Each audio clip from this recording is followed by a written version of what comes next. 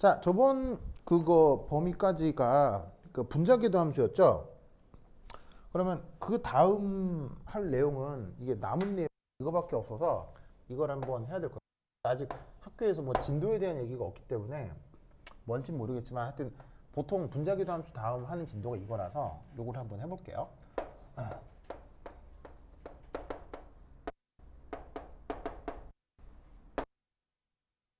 하는 사람 그냥 그대로 필기하시면 됩니다. 자, 원래 표현은 코디네이션 케미스트리라고 하고요. 우리말 번역은 배위화학이라고 합니다. 자, 여기에 첫 번째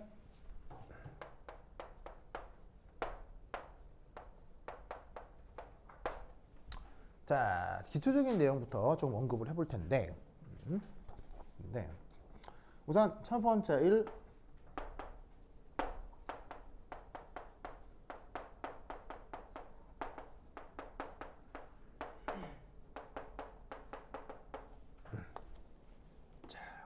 여기 잠깐 둘게요. 자, 베이결합이 만들어지는데 이 베이결합을 한번 이제 생각을 좀 해보면 이렇게 됩니다. 우선 M. 자, M이 뭐냐면 메탈이요. 근데 이 메탈이 보통 전이금속입니다. 보통 전이금속입니다. 이 말은 전형 원소 금속이어도 상관없습니다. 상관은 없는데 보통 전이금속이 흔할 뿐인 거지 다른 뭐 금속이어도 상관은 없습니다. 그래서 이제 그거를 이제 이 영어로 메탈이라고 하니까 M으로 줄여 쓰고요. 그다음에 여기 이제 L이라고 쓰는 건데 이 L은 뭐냐면 번역이 따로 없어요. 그냥 리간드예요. 우리말로도 번역이 없고요. 그냥 리간드 이렇게 써요. 그냥 리간드. 얘는 기본적으로 비금속 화학종이에요.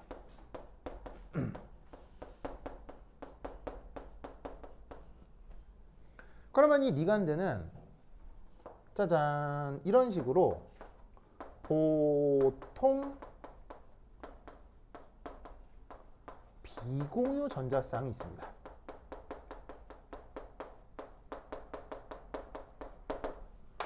이 말은 비공유 전자쌍이 없는 리간드도 있다는 얘기죠. 그런 경우도 있는데 그건 아마 여러분 시험에 나올 일은 없을 것 같고요. 그냥 리간드 하면 비공유 전자쌍이다 이렇게 이제 있다 이렇게 생각해 주시면 됩니다.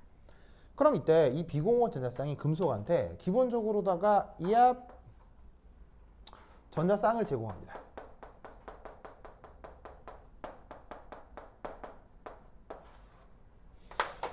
그래가지고는 금속과 리간드 사이에 이런 식으로 공유결합을 만드는데 이러한 공유결합을 배위결합이라고 합니다.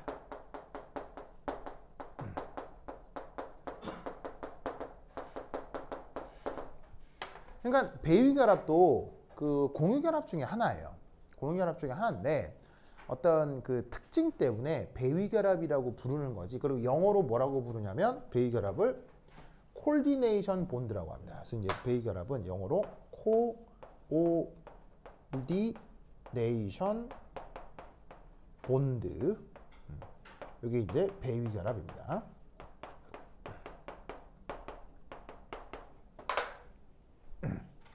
그러면 어떤 특징 때문에 이렇게 만들어진 결합을 배위결합이라고 하냐면 이것 때문이에요. 이게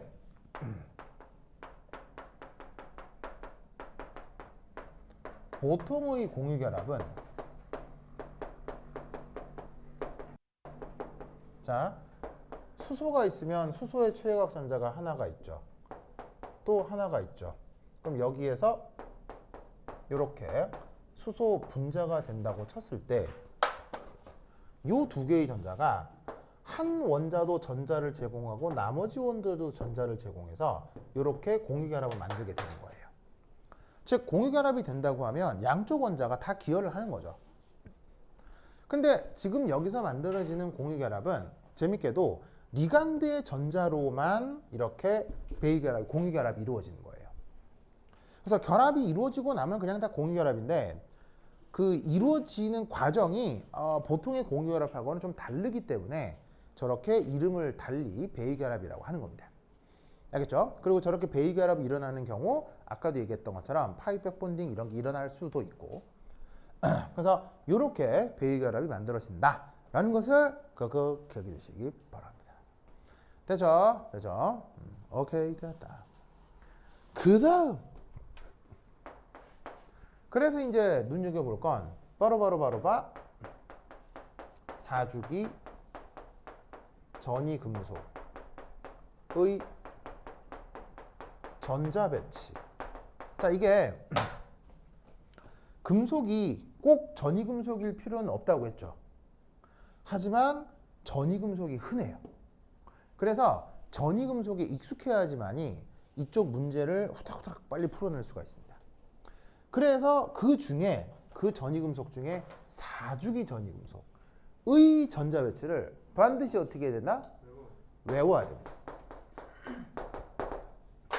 이걸 외워야 됩니다. 알겠죠? 외워야 돼. 자, 그래서 그게 누구냐?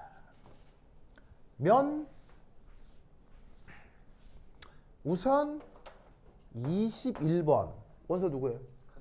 그렇죠. 스칸디움입니다. 전자 배치 어떻게 되죠?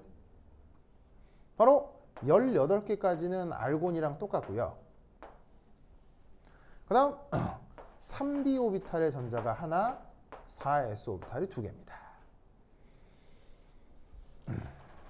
그 다음 22번 누구죠? 자, 어차피 외워야 되니까 한번 차근차근 같이 써봅니다. 타이테늄입니다. 그러면 원자 번호가 하나 더 늘어났으니까 전자가 하나 더 많다 이렇게 써주면 되고요. 23번은 바나디움입니다. 그러면은 3d3 4s2. 24번은 크롬입니다. 크롬. 그러면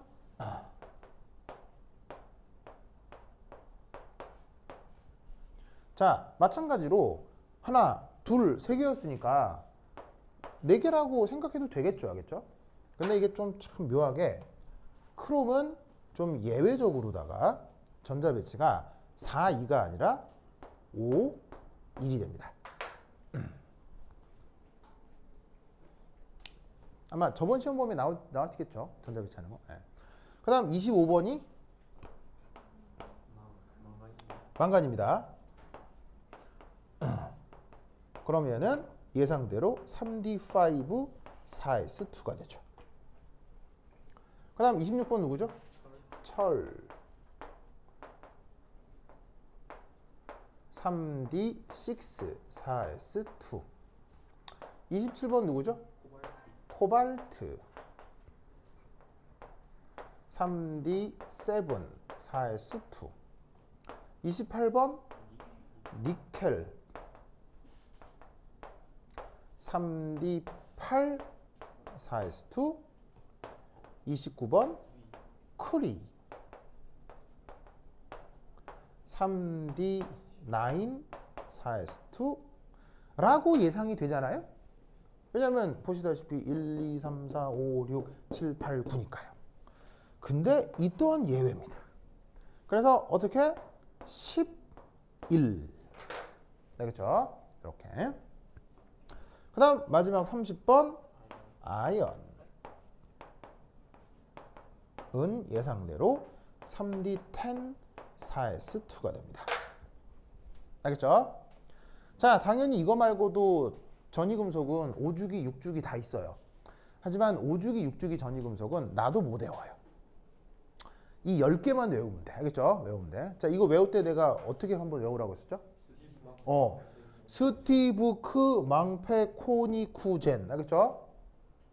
아니, 근데 뭐 이렇게 안 하고 하여튼 알아서 외워. 나 이렇게 이런 거 하는 건데 되게 좀 부끄러워서 이런 거 안 하는데 하여튼 근데 내가 고등학교 때 화학 선생님이 나한테 이렇게 가르쳐 줬어. 그 되게 부끄러워하면서도 따라가니까 금방 외워지더라고. 예, 막 노래 갖고 막 그렇잖아요. 그래서 뭐 한번 부끄럽지만 한번 해볼까요? 스티브크 망페 코니쿠젠. 금방 외워지죠. 그러면 이게 이제 어떻게 활용되냐면 이렇게 되는 거예요. 자, 손가락을 딱 열고, 잡아, 딱 열고. 자, 예를 들면 철이 몇 번째냐? 철. 스티브크 망페 몇 번째예요? 여섯 번째죠. 그럼 D6야. 알겠죠? 이렇게 바로 전자배치를 금방 찾아낼 수 있기 때문에 편한 거예요. 알겠죠? 그래서 이름을 순차적으로 외우는 게 아주 중요해. 알겠죠? 스티브 하면 이제 바나듐이니까 D3인 거지. 물론 여기서 예외적인 게 크롬하고 구리가 있지만 요 두 개를 빼고는 전자배치가 이렇게 딱딱 맞아 떨어지게 돼 있다고요. 무슨 말 알겠죠? 그래서 이 10개를 끄고 기억을 해주시기 바랍니다. 오케이, 됐다. 자, 그 다음 거기 연습 문제 1이라고 하는 게 있을 거예요. 이거 한번 살펴보겠습니다.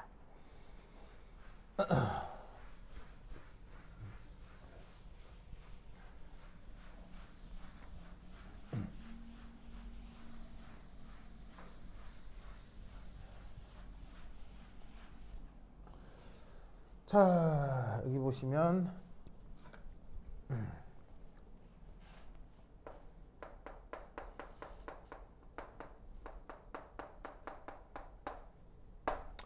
연습 문제 1. 여기 나오는 게 뭐냐면 그 유명한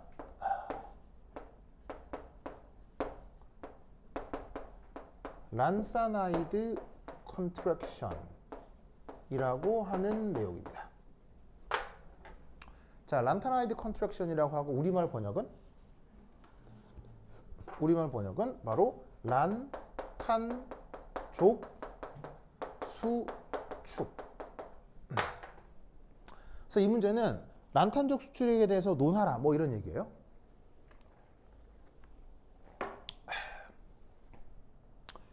우선 첫 번째 1.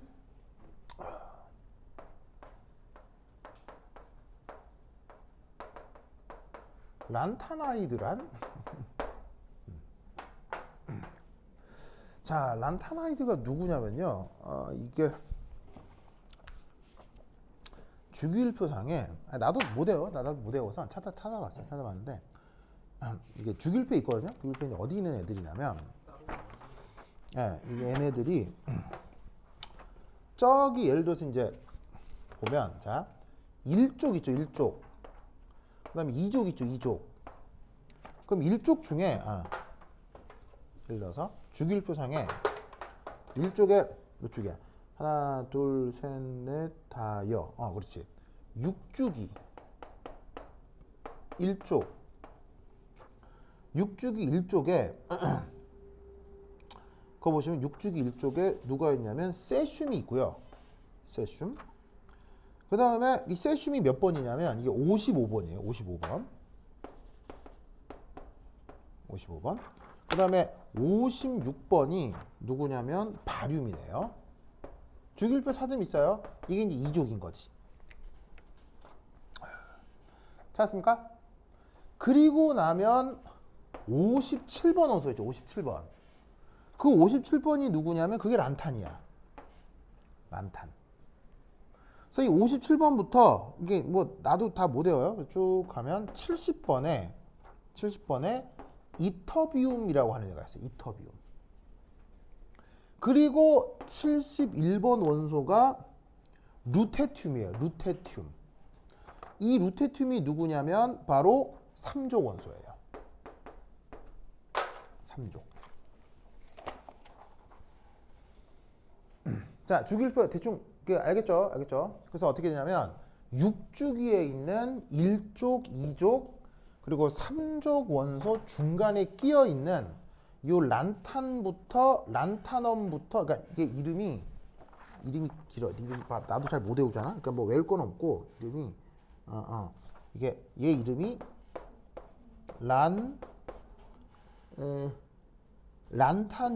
란타니움이고요. 얘 이름이 이터비움이야. 이터비움. 그래서 그게 원자 번호로는 57번에서 70번까지 몇 개 원소냐면 14개 원소거든요. 14개는 왜 14개였어? 바로 F오비탈 때문이죠. F오비탈이 4F오비탈에 전자가 14개까지 채워지는데 개념상 4F1부터 4F14까지 14개를 뜻하는 거예요. 무슨 말 알겠죠? 알겠죠? 그래서 얘네들을 란타나이드라고 하는 거야. 저 14개를. 알겠죠? 그리고 3족 루테튬부터 이제 전이금속이 시작되는 거지. 무슨 말 알겠죠? 알겠죠? 그런데 놀라운 사실은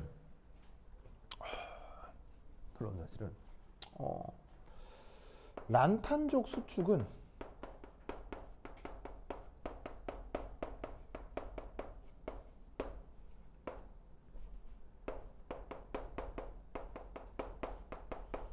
란탄족에서 일어나는 일이 아닙니다.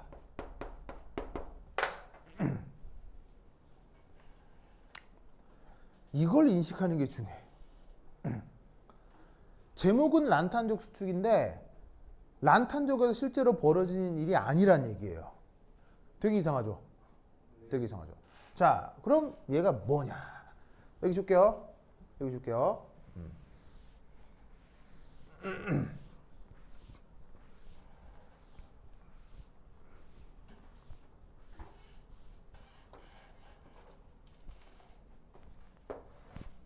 이 몇몇 5, 6 주기 원소들의 크기가 비슷합니다. 자, 이게 뭔 말이냐? 그래서 나중에 기회가 되면 주기율표를 한번 뒤져보세요. 여기 이제 누가 있냐면 바로 Y라고 하는 녀석이 있습니다. Y. 원자 번호가 몇 번이냐면 30 몇 번이라? 39번입니다. 39번. 이름이 이트리움이라고 하는 녀석입니다. 이트리움. 몇 쪽에 있는 애냐면요. 몇 쪽에 있냐면 3족입니다. 3족. 3족.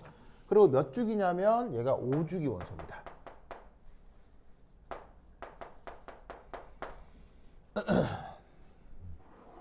그럼 저 이트리움에 전자 배치가 있겠죠. 전자 배치. 그럼 39번 원소에 전자 배치 해볼 수 있겠어요? 할 수 있겠어요? 자, 하면 어떻게 되냐면 뭐 헷갈리니까 나도 보고 쓸게요. 그냥. 자, 39번 어디 갔어? 얘가 어떻게 되냐면 바로 크립톤까지 전자 배치가 똑같고 얘가 전자 배치가 39번이 그러면 3D10 4S2 4P6 얘가 3D10 아닌데 이거 뭐 39번이니까 뭐 소리야 4D1 OS2 이렇게 전자 배치가 돼요. 4D1 OS2. 그 다음 40번 원소가 있을 수 있겠죠? 40번은 누구겠어요? 40번은 지르코늄이에요. 지르코늄. 그럼 얘는 어떻게 된다? 4D2 OS2가 되겠죠. 얘가 4족 원소고요. 그 다음 5족 원소에는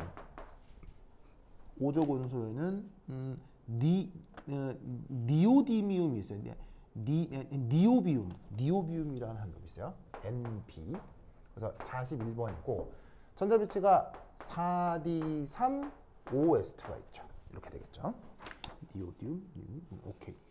자, 그다음 이런 식으로 이터비움, 지르코늄, 니오비움 이렇게 있는데 이제 5주기 밑에 6주기 원소들도 있을 거 아니에요. 그러면 39번 밑에 누가 있다는 얘기예요? 바로 71번에 루테티움이 있다는 얘기예요. 루테티움. 6족까지 한번 써볼까요? 6족. 그럼 6족은 40, 41, 42니까 니오비움 말고 몰리브데넘이라고 하는 녀석이 있어요. 얘 발음이 좀 웃긴데 몰리브데넘이에요. 발음이 좀 재밌죠? 몰리브데넘이라고 하는 금속이 있는데 얘 같은 경우 42번에 전자 배치가 어떻게 되냐면 42번 전자 배치가 바로 이렇게 4DO 6S 4DO 5S1 이렇게 되는 거예요. 누구 전자 배치랑 똑같죠? 크롬이랑 전자 배치가 똑같죠. 요 위에 크롬이 있는 거예요. 크롬 전자 배치가 d 오비탈 5개, s 오비탈 하나 있죠. 동족에 있으니까 전자 배치가 똑같다는 얘기예요. 아시겠죠? 자, 그러면 이 아래쪽에 루테티움 72번은 헤프늄. 그 다음에 73번에는 탄탈럼. 74번에는 텅스텐이라고 하는 원소들이 있어요. 그러면 얘네들의 전자 배치는 어떻게 되냐면 바로 이렇게 됩니다. 동족이니까 전자 배치가 같겠어요, 다르겠어요? 똑같고 뭐만 달라지겠어요? 같은 족이면 전자 배치는 똑같은데 뭐만 달라지겠어요? 주형자수만 달라지겠죠. 요건 5주기 원소니까 전자 배치가 이랬다면 6주기 원소는 전자 배치가 어떻게 될 거냐? 5D1 6S2가 되는 거예요. 5D2 6S2가 되는 거예요. 5D3 6S2가 되는 거예요. 바로 5D5 6S1이 되는 거예요. 알겠죠?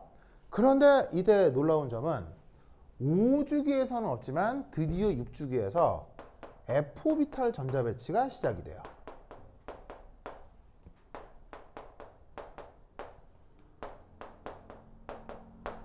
이 F오비탈 전자 배치가 왜 붙냐면요. 자 보세요. 71번 앞에 누구예요? 71번 앞에. 72번 앞에가 이게 이터비움이라고요. 그 70번부터 57번이 무슨 족이라고? 란탄족이라고 했죠. 란탄족이기 때문에 순차적으로 4F1, 4F2, 4F14에서 이 이터비움이 4F14고 4F14까지 전자 배치된 다음 그 다음 루테티움이 5D1이 되는 거라고요.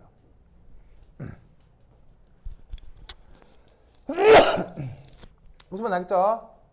그러면 잘 보세요. F오비탈은 5주기에 있어요, 없어요? 5주기에 없다가 드디어 6주기에서 F오비탈이 생기게 되죠. 그러면 이걸 어떻게 현상적인 일들이 나타나냐면 이렇게 됩니다. 자, 잘 보세요. 첫 번째 1. 원래 동족에서 주기가 증가하면 원자 번호가 어떻게 되죠? 하면 원자 반경이 어떻게 되죠? 커지죠? 맞아요?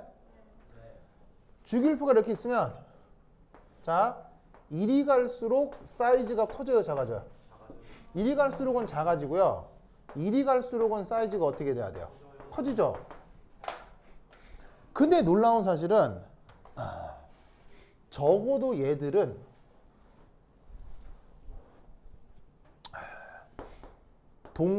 동족끼리 크기가 매우 비슷합니다. 동족끼리 크기가 매우 비슷합니다.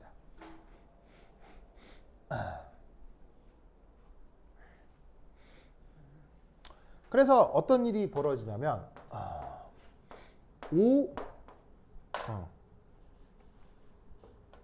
6주기 전이 금속이 예상과 다르게 5주기 전이 금속과 크기가 해지는 현상을 그걸 뭐라고 한다? 지금 얘기했던 것처럼 란탄족 수축이라고 하는 거예요.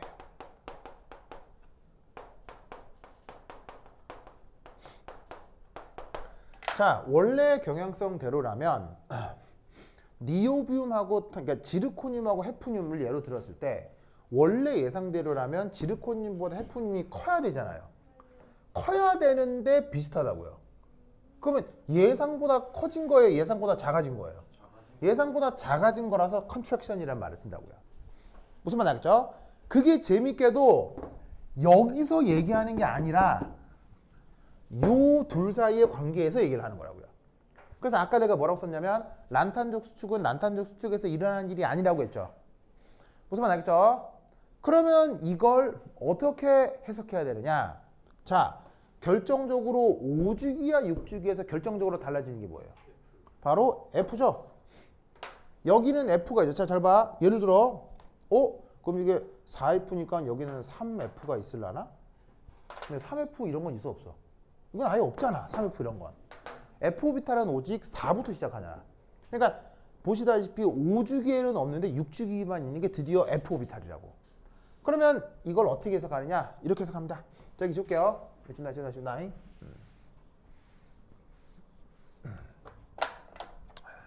3. 침투 효과 혹은 가림 효과 순서. 자, 오비탈 중에 S, P, D, F 뭐 더 쓸 수는 있는데 4개만 써도 충분하죠. 그러면 쟤네들 중에서 침투 효과 제일 큰 게 누구예요? 침투 효과 제일 큰 거. 바로 S가 극단적으로 크죠. 그리고 P, D, F로 갈수록 순차적으로 팍팍 줄어든다고요.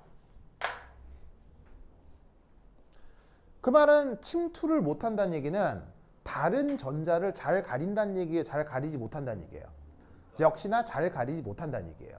즉 침투 효과가 클수록 가림 효과도 큰 건데 침투 효과가 작다면 가림 효과도 작은 거지. 무슨 말 알겠죠? 알겠죠? 그래서 어떻게 되냐면 이렇게 됩니다. F 오비탈에 전자 배치되는 원소들은 이미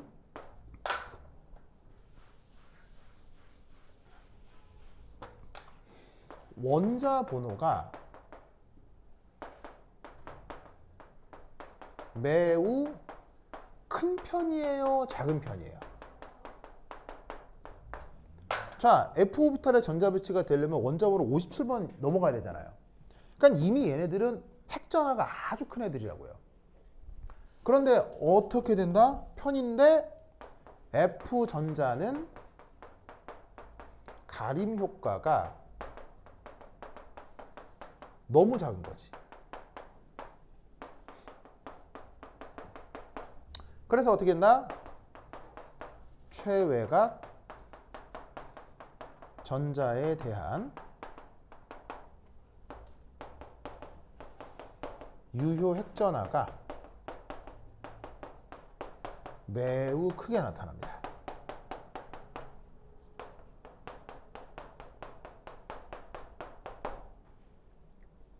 그러면 최외곽 전자에 대한 유효 핵전하가 매우 크다는 얘기는 핵이 최외곽 전자를 약하게 끌어들인다는 얘기입니까? 강하게 끌어들인다는 얘기입니까? 강하게 끌어들인다. 그래서 최외곽 전자와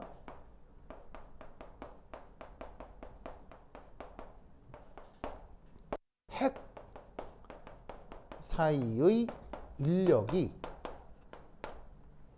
커져서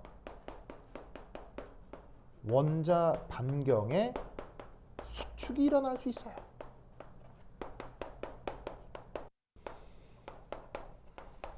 이런 현상을 뭐라고 부른다? 란타나이드 컨트랙션이라고 하는 거예요. 그래서 F오비탈의 전자 배치가 되면서 예상보다 이런 원소들은 크기가 팍팍 줄어들게 되는 거예요. 무슨 말 나겠죠? 그래서 이런 일을 뭐라고 부른다? 란타나이드 컨트랙션이라고 합니다. 그러다 보니 5 and 6 주기 전이 원소들은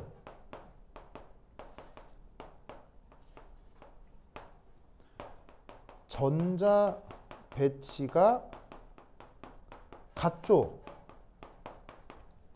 똑같잖아요. 2, 2, 2, 2, 뭐 3, 2, 3, 2, 5, 1, 5, 1 똑같잖아. 같고 크기가 비슷해서 모두 비슷할까요? 그렇지. 화학 반응성이 매우 비슷합니다. 같은 쪽에서 예, 동족, 당연히 동족. 예, 그러니까 5, 6주기 동족. 즉 이터비움, 루테튬, 지르코늄, 헤프늄 이렇게 반응성이 똑같다 이런 얘기예요. 거의 똑같다는 얘기예요. 뭐보다 더 똑같냐면요. 알칼리 금속, 알칼리 토금속 이런 애들보다 더 비슷해요. 무슨 말인지 알겠죠? 그래서 놀랍게도 참고로 저기에 있는 지르코늄과 헤프늄은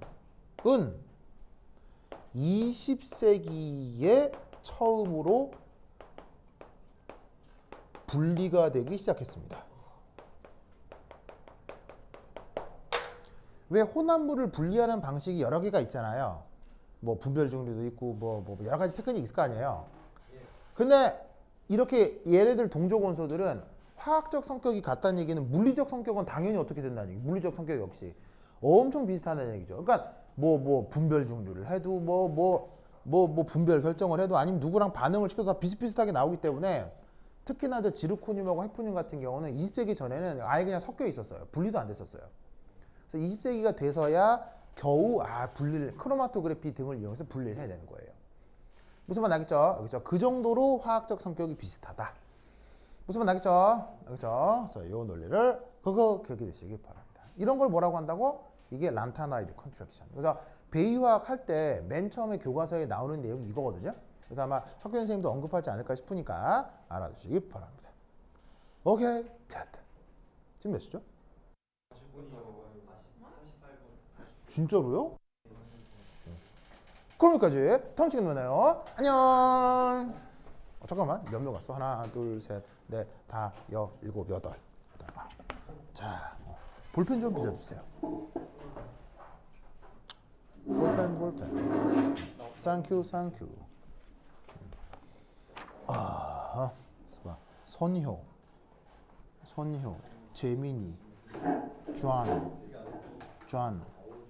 지원이 없죠. 나 안 왔죠. 준우도 안 왔네. 혜정이, 서윤이, 동현이, 숙모 없고, 휘웅 없고, 수문이, 진혁 하나 둘 셋. 오케이 됐다. 땡큐. 조심히 가세요. 조심히 가세요.